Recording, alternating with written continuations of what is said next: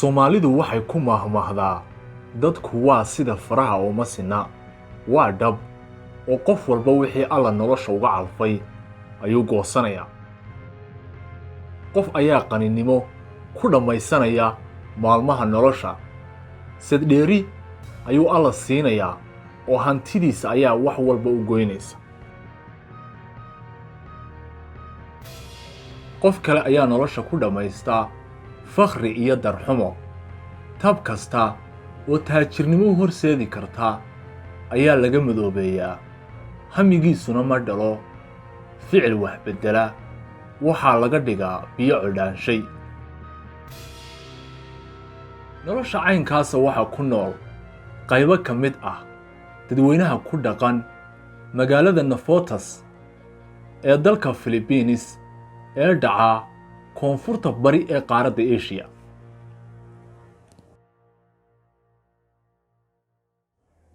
Inkasta oo waddankani kaalinta 12aad kaga jiro waddamada ugu dhaqaalaha badan caalamka, qaaradda Asia-na uu kaga jiro kaalinta 12aad, sida laga dheehan karo heerka uu caalamka ka taagan yahayna uu ku naaloonayo koboc dhaqaale oo xooggan.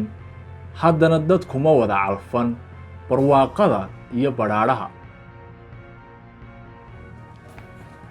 Sida lagu sheegay tirakoob la sameeyey sanadkii 2014, in ka badan 6,000 oo bulshada reer Nafotas ah ayaa ku nool xabaalaha magaaladaas. Hoy ayuu u yahay oo habeen iyo maalinba kama baxaan. Waxaa sariiro u ah xabaalaha ay dadku ku aasan yihiin laftooda. Sidoo kalena waa u kuraas iyo meelo lagu nasto. Kadib markii uu dhacay xukunkii militariga ahaa ee dalkan ka talin jiray muddada dheer bartamihii 80aadkii, ayay dadkani u soo qaxeen magaaladan camal la'aan soo food saartay awgeed, iyagoo ka soo hayaamay gobollo kala duwan oo dalka ah. Markii ay magaaladan yimaadeen ayay awoodi waayeen inay noloshooda debraan. Waxaa ku adkaatay nolosha magaalada qaaliga ah, kirada guryaha iyo quutal daruuriga.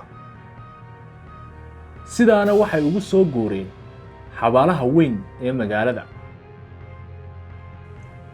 Xabaalahan oo ah ka ugu caansan ee magaaladan ku yaal, isla markaana lagu bartay in lagu aaso xidigaha aflaanta, fanaaniinta iyo dadka caanka ah, ayaa hoy u noqday muddo ku dhow 40 sano.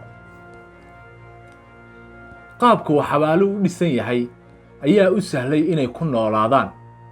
Xabaalaha ayaa u qaabaysan sidii magaalo oo kale. Wuxuu leeyahay dhismayaal kor u taagan sidii dabaqyada,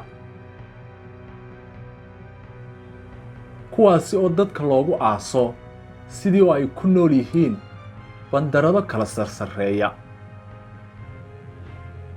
Qoyska uu ruux ka dhinto ayaa xabaalahan karaysta muddo 5 sano ah. Kadibna lafaha qofka ayaa halkan laga soo saaraa 5 sano kadib, iyadoo lagu bedelayo meyd cusub. Meydka la soo saaray ayay qoyskiisu dib u qaataan. Qofkii cidi soo doonan weydana lafihiisa ayaa la gubaa. Waxaa dhacda in meelo badan oo xaafadan xabaalaha ah ka mid ah ay tuulo yihiin lafa dad oo la soo saaray. Argagixiso ayay ku tahay qof meel kale ka yimid. Qaar ka mid ah dadweynaha halkan ayaa camal ka dhigta aaska iyo soo saarista meydka oo shaqo mashquul ah halkan ka ah.